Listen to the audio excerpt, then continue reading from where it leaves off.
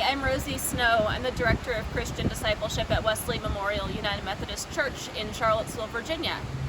And as we are seeing an increase in hunger because of the current crisis, as food banks are running out of food and demand is up, as parts of the food supply chain are wavering under the pressure of the current situation, I think the time has come for churches and other faith institutions that hold property to think seriously about converting that space into food production for our neighbors. So I'm going to invite you into our garden and talk a bit about ways that we are using all of our space to produce food for our neighbors in our community.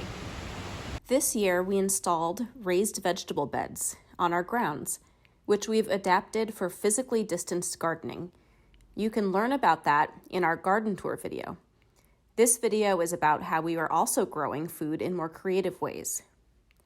Most of us have a mental approach to land that is based on very rigid categorization. Most of the land is for grass. Borders are for flowers and shrubs. And vegetables are constrained to a vegetable garden, if you have one. But if we want our churches to be places of maximum abundance, especially when people are going hungry, we need to change that approach. We need to see all our space as potential areas for food production. Here are a few ideas for making that happen. One idea is to plant in border gardens. You can see here that we have planted vegetables and herbs and some flowers in a border garden that would have otherwise been used for purely visual plants. Now, you can plant vegetables in ways that are visually appealing. I highly recommend a book by the author Brie Arthur called The Foodscape Revolution. And the Foodscape Revolution gives all sorts of tips on how you can interplant vegetables with other more typical garden plants and how this can be visually pleasing. Here, for instance, you see we have peas interplanted in our border garden here, and the peas will climb up the fence and put out beautiful flowers. Another thing that's good to do is to convert as much lawn as possible to space for growing food.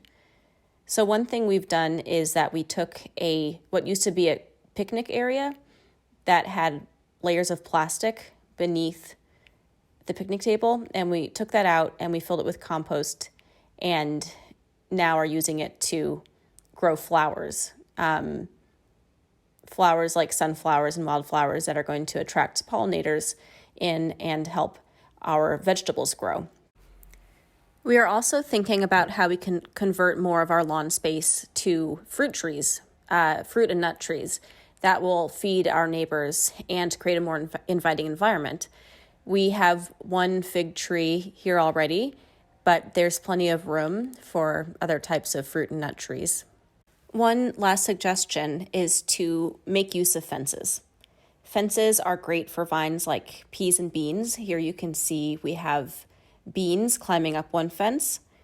Also peas, you can see we've got peas, but also tomatoes and squash, other vining vegetables. I think the biggest challenge here is not putting in the work. The biggest challenge is really changing the status quo mindset that suppresses growth, that wants to maintain traditional categories and mow everything down. I had a young garden of beautiful peas and wildflower sprouts by this fence, and even though I communicated not to mow there, it still got mowed. The default to suppress is really strong, so you need to take extra care to communicate this new way of doing things to everyone who you're working with and who's in your space, and do it with compassion.